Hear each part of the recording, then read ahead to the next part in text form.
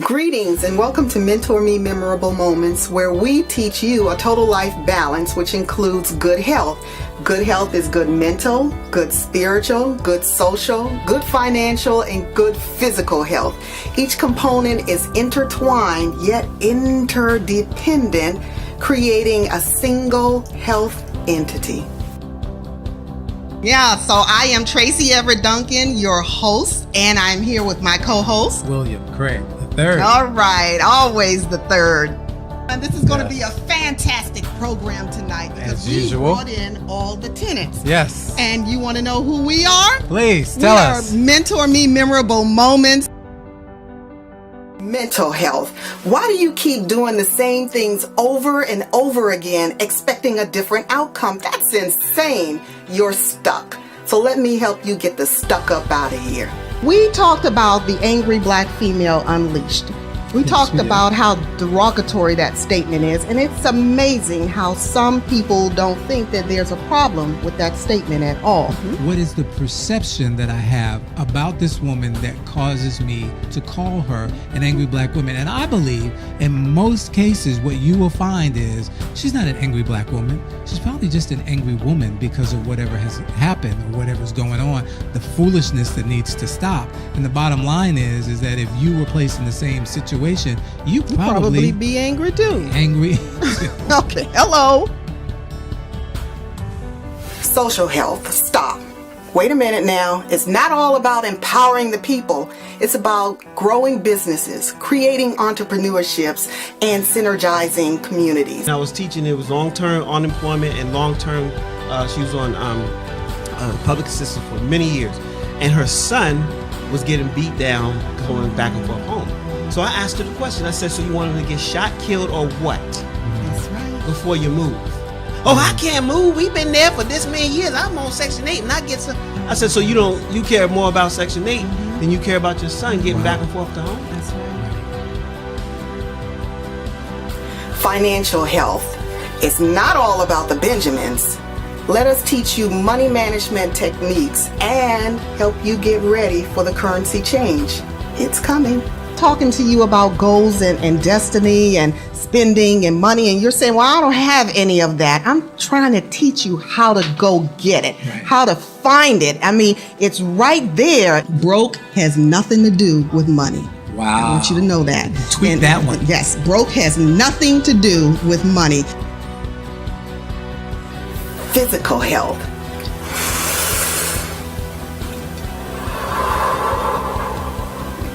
It's not all about the exercise. It's also about your heart rate and healthy eating.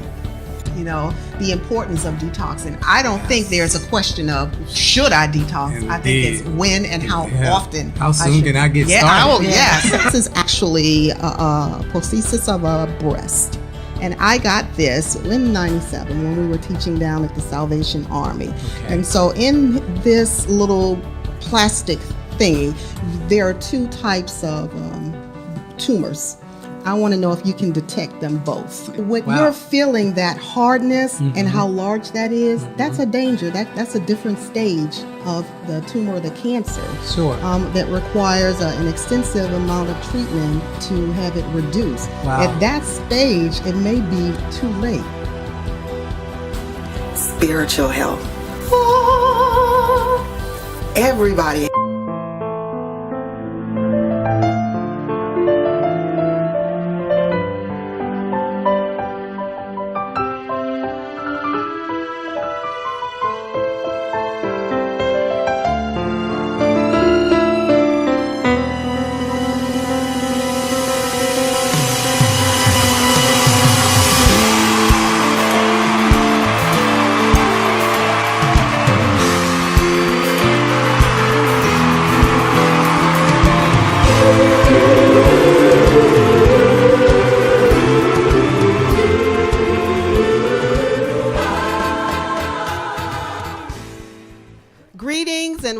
Welcome to Mentor Me Memorable Moments. I am your host, Tracy Everett Duncan, and we are here live in the studio at WLVS Listen Vision Radio. Tonight is our mental health program, and we've got our Dr. Michelle, registered naturopath doctor, with us, and also Felicia Jamison, our certified healing coach, with us. So they've got their separate segments, and we're definitely going to be able to hear them both tonight. But I want to say welcome to 150 nations and all 50 states. Hello. This is no do-over. This is live. Yeah. Hello out there. So, Dr. Michelle, we're looking forward to it because we've been talking on social media about autism, and it's out there. For some reason, it has become more prominent today than it has in the years past. So you're going to talk to us about it, and you also brought a guest with you. So let me go ahead and turn this segment over to you. Okay, good. Yeah, autism is a subject to be talked about. Now, we're not going to go real deep with autism, but we're going to just do a little table talk about autism. Of course, if very topical conversation here, and of course, if your child is autism, have the symptoms of autism, of course, you go and you consult with your physician so that he or she may get the help that they need. Okay. I met a beautiful young woman not so long ago. Her name is Shanice, and we had this wonderful conversation, which led into autism. And I wanted to bring her on because I was very intrigued and very engaging in her conversation. She has a personal testimony about autism, and she's done some study. She's a graduate of University of Maryland, and she has a Bachelor of Science in Psychology. And so she did her little study on autism, and I'm very happy to bring her on as our guest. So hello, Shanice. Welcome, Shanice. Hello. Okay, so again, I'm really interested in the conversation that we had about autism, and I really would like for you to, share your personal experience about autism, if you will. Okay, so what got me interested in autism was my own story, and because I do have a family member who was diagnosed with autism. When it comes to me, when I was younger, I was a different kid. I just didn't talk. I just didn't talk to family members. When I went to school, I just didn't talk. So the teacher, the principals, and all the people at the school eventually referred my mother to a doctor. They thought that something might be wrong, specifically autism, because that is a social disorder. Right. So my mother fought against it. She had dealt with this, something similar to this, because my sister had a speech impediment. Yeah. And they tried to put her in special education, but my mother just put her into speech therapy, and she was fine. So my mother did the same thing with me. She said, no, keep her in the classroom. I feel that there's nothing wrong with my daughter. I don't think that it's that serious. Just keep her in the classroom. And eventually I grew out of it, so they say. Right. My cousin is actually diagnosed with autism. He received treatment as if he was autism. Right. And it's actually a decrease in his behavior ever since his diagnosis. Okay. So that's what led me to do further research on autism. And I just found out that autism isn't exactly what they give. Autism isn't the stigma of what it is, I guess, to say. Autism is a social disorder, and it basically comes about when they notice that a child isn't developing socially. So that means they're not making eye contact, they're not responding to emotional cues, meaning you're crying and they're just, blank face, they're stoic. Right.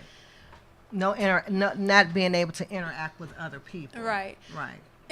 But the thing that is, I guess, kind of funny is the fact that there is no known cause. There is no cure. Right. The only thing that they treat is the irritability that comes with the child having autism. The aggressive behavior, the frustration. They put the kids on antipsychotics to treat the frustration of being autistic. Right. So they treat these kids like they're special, but really there's nothing other that they can recommend.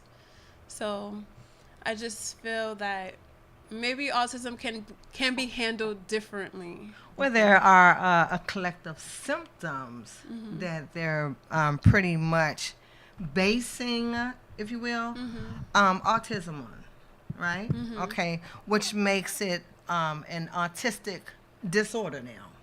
So Right. what are some of the symptoms? Well, it was just like she said, trouble with the ability to communicate with others, trouble understanding, and because they're not able to express themselves and communicate with other people, they have problems with their words through gestures and body language and, you know, things like that, facial expression and touch. You know, just like Shani said, they're almost emotional less. You know, they have this, they're undeveloped in their motor skills, if you will, right? And communicative skills. Right, and communicator skills. So how so early they're on social. can this be diagnosed or detected? What would cause a parent to be concerned enough to say, I need to have my child tested? When you go to the doctor, they often ask you, and you say that you have concerns. They bring about, is she making eye contact when you talk to her? Is she responding? When you cry, what does she do? Does she talk to others? Does she interact with other kids? Does she interact with other adults? Does she cry all the time? Things like that. So then it's a child who is preschool, school age, or can it be a child that's Before younger 3. than? Before 3 yeah, years it could be old. before 3 years old. Okay. Isn't that amazing? Yeah, before 3 years old.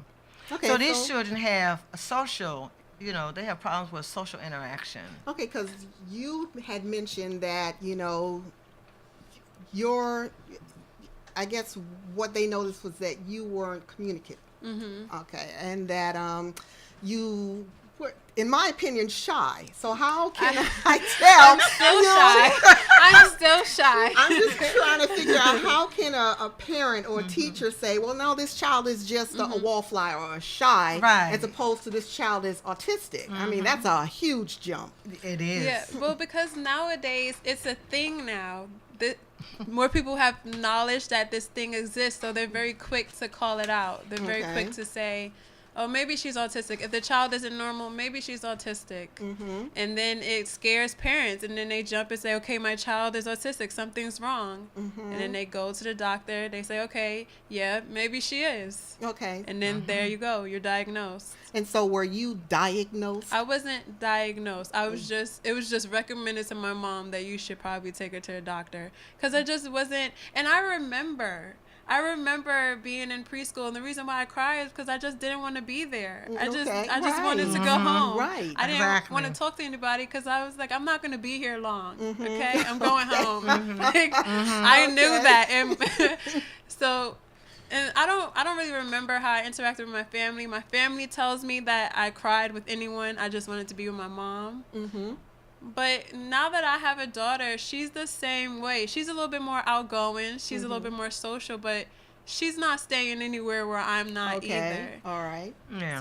So and then the thing with the spectrum of autism, just recently they took a bunch of disorders and labeled it all as autism. They did that in 2013.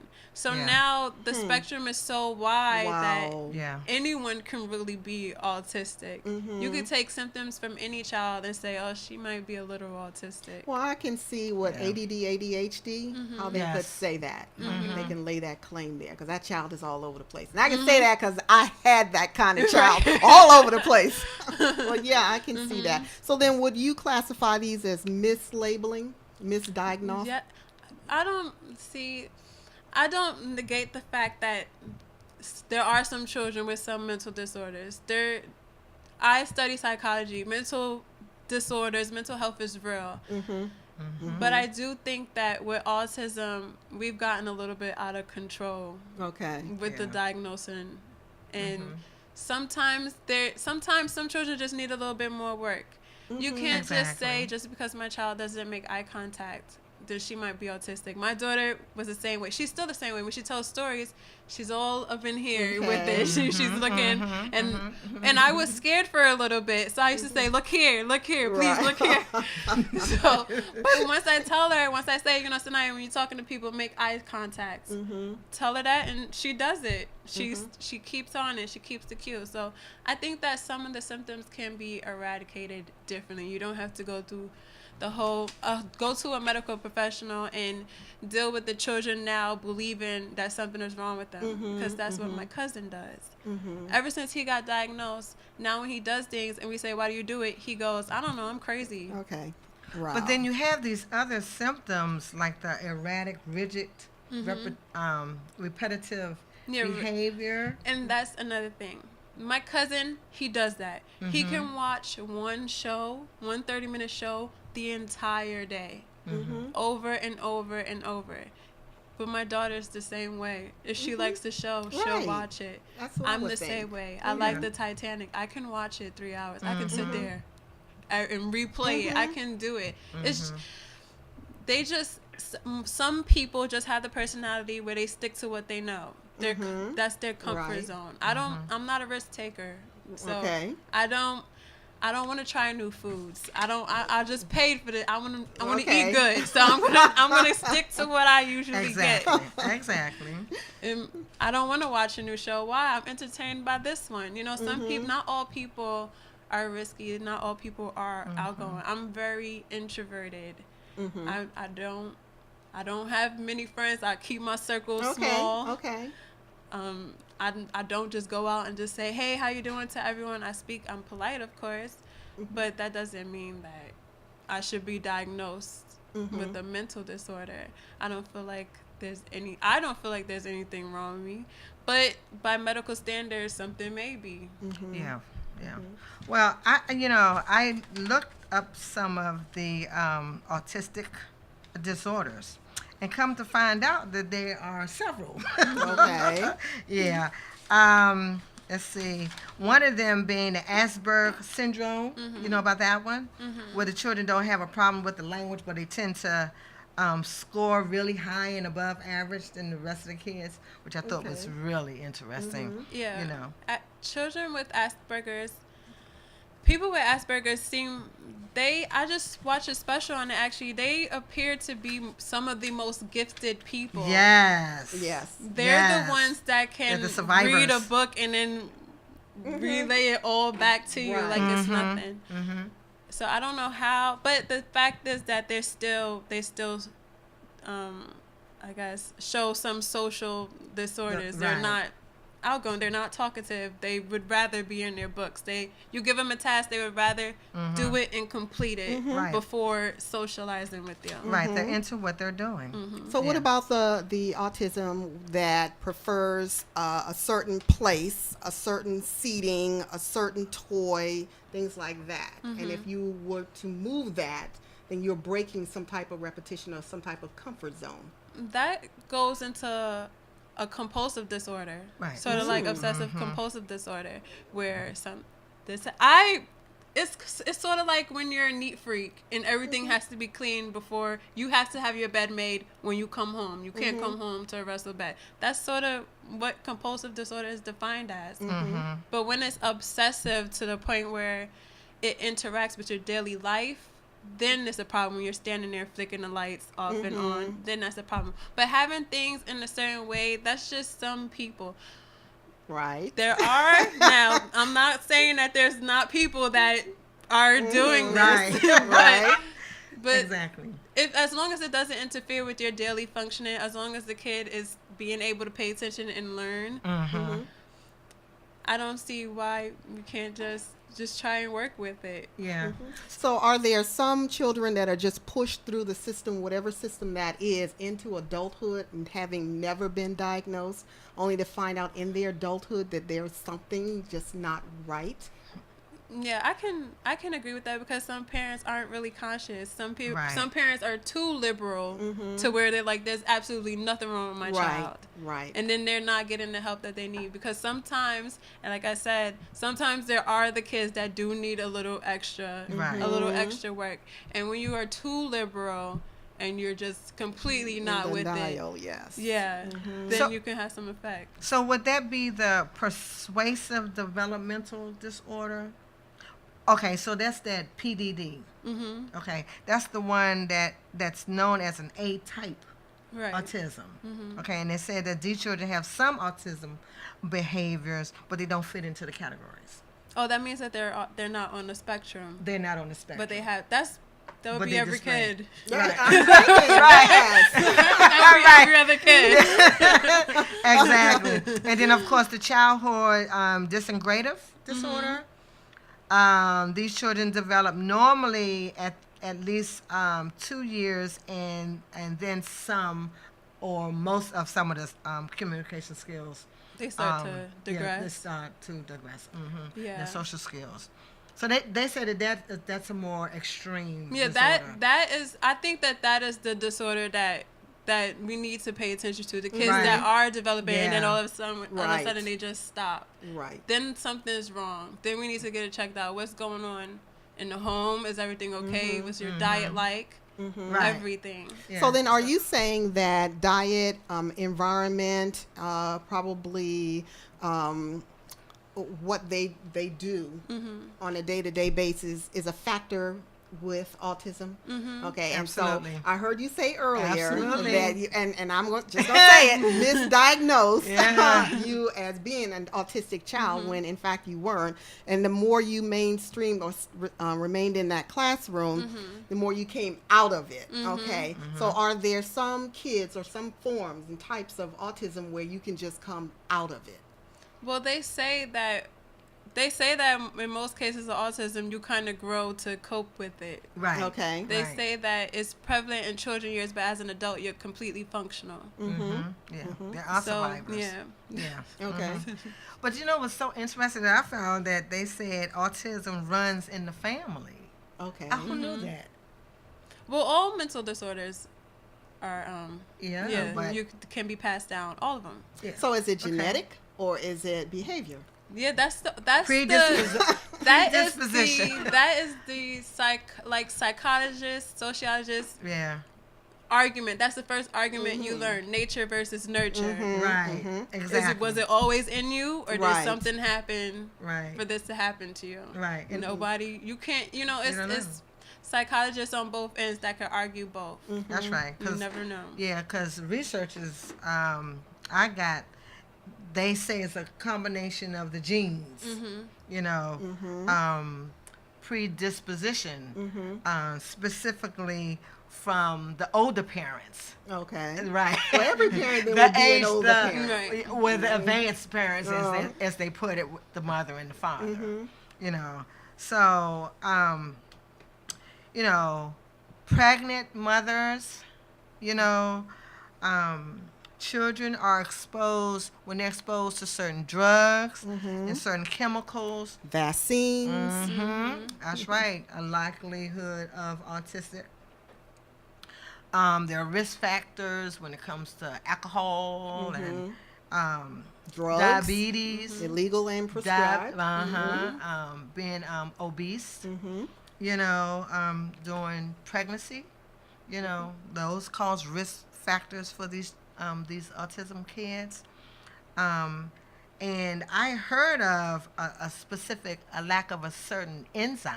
Okay. You know, and or I guess the mother or the child suffering with rubella, the German measles. Right. Yeah. Wow. I haven't heard that in a long time. German measles.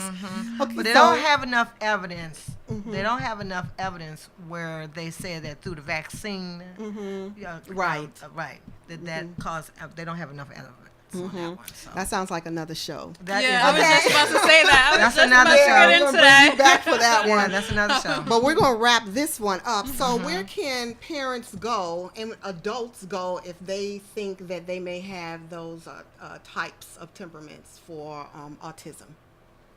Well, they probably need to go to their physician. First off. Yeah, you know, get to know, educate yourself, right? I would think. I think that's the best thing you can do. We have access to education these Yeah. days. We have access to Yeah. knowledge. I know Google can sometimes make Learn you your feel child. like you might Yeah. learn some things yourself. Yeah. You go to the doctor, like, Yeah. listen, this is what I have. Yeah. Right. But get treatment as early as possible. Yeah. You It's know, get it's to learn always- your child. Yeah, it's always best to know than not know. If Okay. you feel like, Absolutely. If you feel like, if you honestly feel, and don't ignore a mother's intuition. Right. You're given, Right. Early you're given intuition. that Right. gift. If you can look at your child and know that something's wrong, don't let nobody tell you That's Right. right. that something is wrong with your child. That's If right. you honestly Not feel even your like, spouse. Not even your spouse. Okay. Because early intervention is the key. Okay, Yes. so Yeah. this was Dr. Michelle and Shawnice talking about autism and I guess navigating autism, you know, Yeah. determine the types of autism out Yeah. there.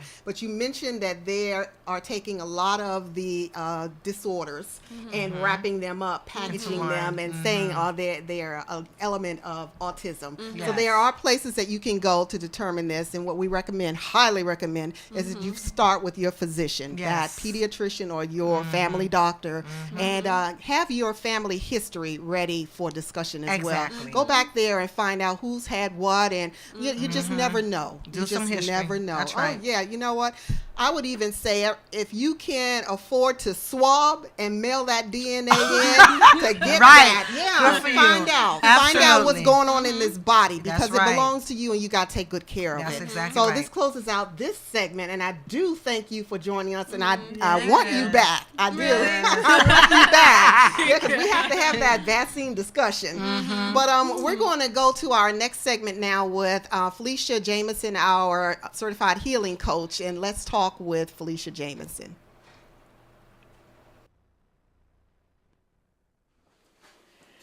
Good evening. Welcome to Let's Talk with Felicia Jamison. And tonight we're going to be talking about overcoming mental fear.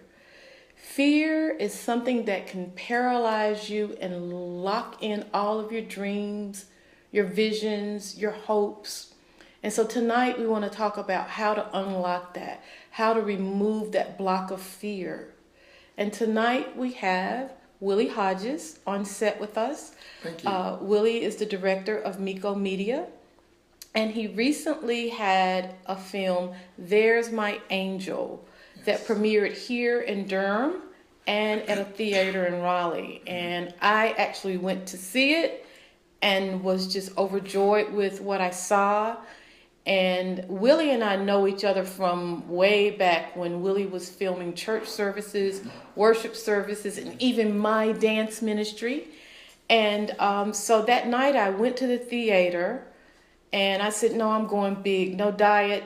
I had my popcorn, my Sprite, my peanut M&Ms, everything, and just sat back and took in that movie. And I was so impressed with the movie. And the key thing that came up in my heart and why I wanted to interview you to talk about it is, what fears did you have? What you could have stayed in fear and never produced that. But now you have a movie that has premiered here in the Carolinas, that has blessed so many people. It was actually sellouts. So I remember when it was the second premiere of it, I said, no, I'm getting my ticket now. So Willie, I want you to talk to us tonight about maybe the roadblocks or the fears that you may have had that could have been in the way of you producing this movie. Just share with us, begin to share with us your journey to produce There's My Angel. Well, thank you, Felicia, and thank you for inviting me here, spend this time, and welcome to your audience and all that good stuff. The journey for me began years ago. It began before I even started on the film, actually. Okay. And when I was a young boy, it all began from rejection. That's when my journey began. And when I was a little kid, my best friend was actually two fingers. I'm gonna move this for a minute. But my two fingers actually was almost like my journeyman, where I would take my two fingers and I'd walk, and I'd walk, and I'd walk. So that was just a little visual demonstration It was to a your visual demonstration. self. So, you know, we was poor. I was staying with my great aunt, and you know, we didn't have anything. She was handicapped at that time, and so we didn't have air conditioner. We just didn't have anything that a young family should have. And at nighttime and in the morning, I just take that journey. And being that we were so poor, I was kind of immobilized, even traumatized by fear because of my mother, who was her niece, rejecting me. My mother's last name was Collins. Her maiden name was Hodges. And so it was 10 of us. So 9 brothers and sisters, their all name was Collins. But there's one little boy that's in the middle. For some reason, he was a mistake or something because his name was Hodges. So I was never told why my name was Hodges. Even to this day, I still don't know why I was still on one named Hodges. So that, plus not having any money, plus one of the things that I like to also mention, that, you know, my aunt that I was living with, you know, I watched her have to do some things to take care of me, like gamble. So her occupation every weekend was gambling to take care of me. I was fearful for her in that environment. That's how she made her living, to take care of me. But I had 9 brothers and sisters that was living a different type of life.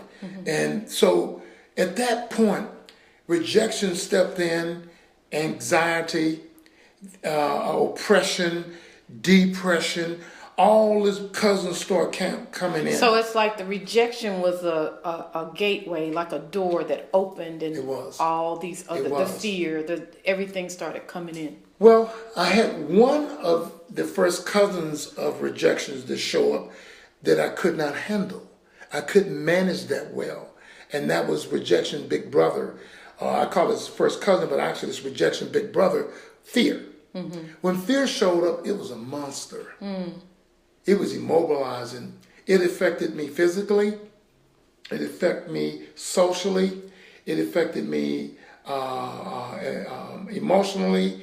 And I wasn't a Christian as a young kid, so I can't say it affected me spiritually. But all I do know that it had a vice grip on me as a person, that everything that I did reflected my fear for who I was. And the worst time and my worst experience I ever had in life was when I got my report card. Wow. And someone said, when you got the report card, was you a dumb kid? No, I wasn't a dumb kid. When I got the report card, what usually happens when your parents get your report card?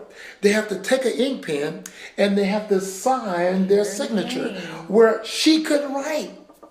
Wow. So I was totally embarrassed by that. She couldn't write, so I wasn't ashamed that that had bad grades. I didn't have bad grades. I always an intelligent, smart kid, but she couldn't write. So all those things brought in. So it looks like every turn, every place, there was a rejection, there was shame, there was fear, there was an embarrassment, there was poverty, there was growing up in a house without all the things she you was needed. beaten. She was beaten on weekends by boyfriends. So during the weekend, I had to sit there and watch her get beat. And I'd run out of the house, and that built the fear more. But then I began to dislike my mother for putting me in that environment. Situation. And, you know, why did you put me in this environment? But then she put me in that environment now because I understand later on in life, she would give me the greatest gift she could have ever gave me outside of birthing me into this world. One day I went to her home, high on cocaine, full of weed, alcohol, had my girlfriend on my shoulder, and she told me I could not come in our house would that be? I hadn't seen her in 2 years. Wow. I could not come to our house So house. stop for 1 second. So you hadn't seen your mom for 2 years? Yes, What? I hadn't seen her for 2 years. So you just totally disconnected. I did. I disconnected because I was still in that struggle, and fear still had that vice grip on me. So from the fear and the pain, there was the alcohol, the drug. Yes. So you were masking, medicating the pain. Yes. And then disconnecting from what you saw as the reason for the rejection, which was your mom. Yes. And all of that brought me to a book that I'm writing right now. Okay. And that book is that it's just as bad to tell someone that you love them and you don't love them. It's just as bad to love them and never tell them. So it sounds like from all of the rejection and the pain, I thought that your preparation was when I knew you from filming church services and filming me during worship dance services, but this journey to get you doing film on the big screen started back as a young boy because of your pain. That was your preparation. That was my preparation because in the film business, remember, I had all my experience was in television. My experience was not in film, even though I had worked on some minor short films before. But this is my first feature major film with people, with nobody had any experience in acting on a film set. We only had... So stop. So what I saw that I was so impressed with, those actors had no experience? They had zero experience on a film set. And out of a crew of about 30, we only had 4 people that ever worked on a film before, ever. Ever. Wow. And we was doing a feature film. It cost a lot of money. And So okay. let's stop. So you had all these fears. You had all of this going on in your life. Yes. And now you're producing films for the big screen. But can you share? I want to talk more about you had a lot of responsibilities. You had to ensure the actors and do all these things.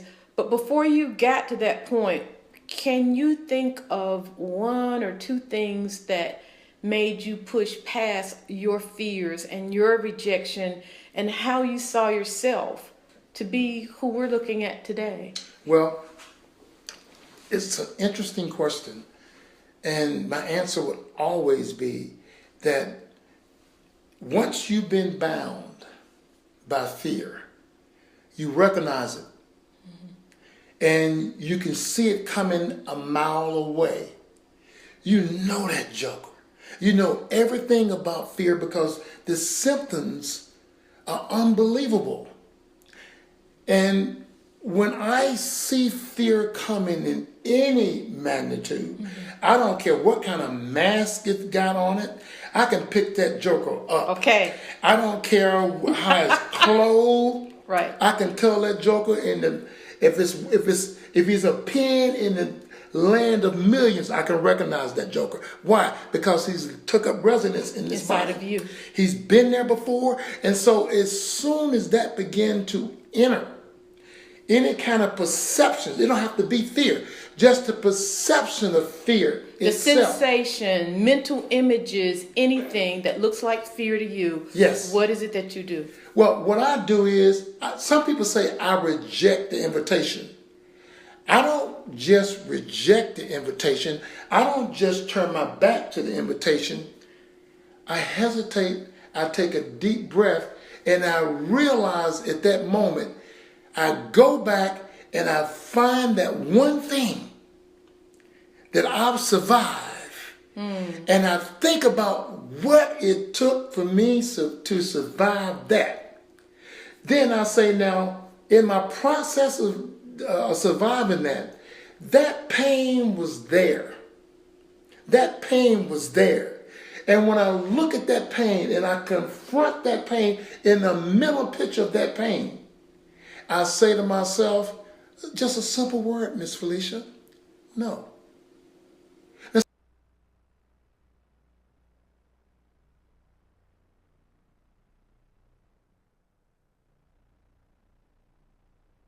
awesome segment. Overcoming mental fear. That's right. We have all had it, and I was just so impressed with his life to see everything that he's gone through to overcome that, to identify it, to refuse fear, to reach his goals and his potential. How outstanding. That was an awesome segment there, and how he kind of wrapped it up. I like how he said that he could recognize that joker coming from afar, and he didn't care how it was masked. He knew that was fear, and this is how he's going to deal with it. And the fact that he stood back and he took a breath, you know, so that he can recognize what it was, fear. Yes, Felicia, who was your guest? That was Sir Willie Hodges, and he's with Nico Media, and he actually does films, and he's working on positive films for youth. He's also doing something with youth to mentor them in filmmaking. So look at the journey of his life, all that he overcame from a boy, from a child, and now in his adult life, refusing that fear so that he can reach his potential, and not only reach his potential, but help other people reach theirs. So I just think how outstanding, and that is what I really wanted to give to our viewers tonight, not just to talk about what fear was, but to really see how you overcome it. And the key thing he was saying was recognize it, and you can recognize it, as you heard him say, from a mile off. You know what it is, and just absolutely refusing it to continue to pursue your goals and pursue your dreams. And it's like you said to him that everything that he feared in past prepared him for what he is today. And to go to the theater and to see that movie that was produced was just outstanding. And he has a lot of other projects that he's working on now. And just such a people person. And to be honest, some of his story, I knew him for many years, but I never knew some of the stuff that he shared with us tonight.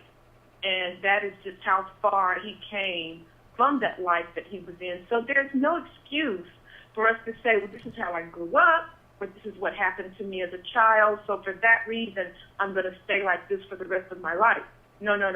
We don't have to do that. No.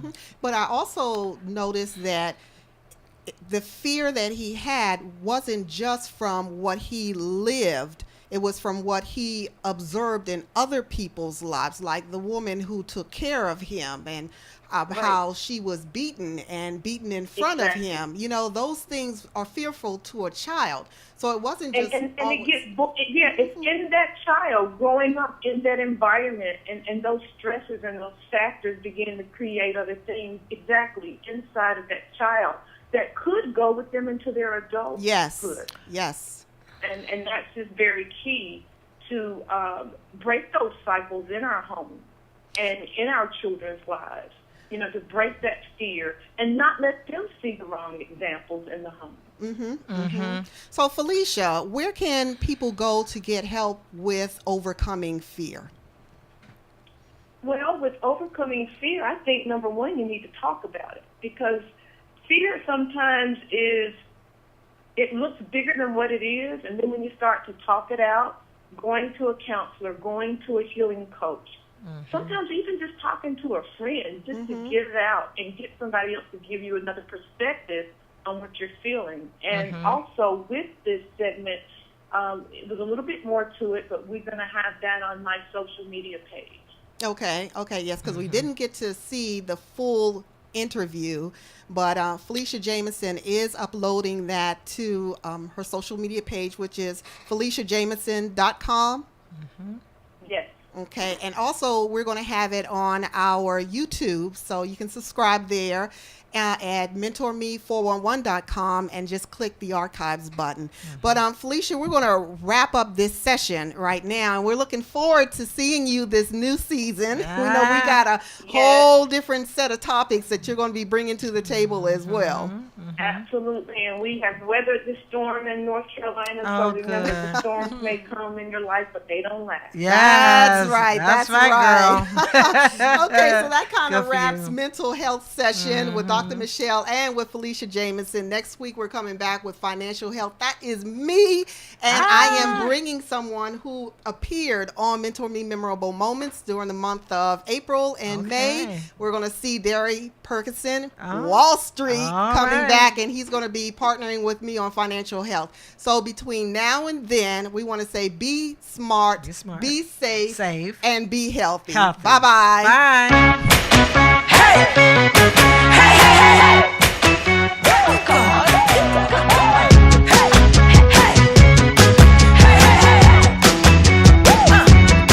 Well, I wear my clothes like this because I can. And I wear my hair like this because I can. And I walk around like this because I can. And I do my thing like this because it's who I am. And if you're expecting me to give you an apology for being nothing that you're used to, go right ahead and wait. Hold your breath and concentrate. Keep holding until your face turns blue. My road ain't your road, but just I know just where I'm going. My flow ain't your flow, but just I know just how I'm flowing. I'ma do my thing. Please feel free to hate and complain. Said I'ma do my thing. Say what you want, but this one ain't gonna change. Said I'ma do my thing.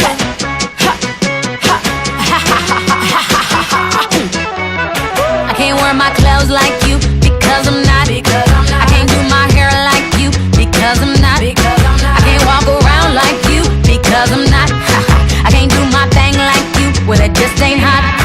And if you're expecting me to give you an apology for being nothing like you used to, but go right on and head away. Hold your breath and concentrate. Keep going till your face turns blue. See my road, it ain't your road, but trust I know just where I'm going. In my flow, it ain't your flow, but trust I know just how I'm flowing. I'ma do my thing. So please feel free to hate and complain. I'ma do my thing. And say what you like, 'cause this one ain't gonna change. I'ma do my thing. You don't know where I'm going, and so you think I'm lost. I ain't on your page, okay, so to you that means I'm off. When I dance to the beat of a drum and you don't hit and you can't see. So if I look off beat to you, well the problem must be you, not me. Irregular and never irrelevant.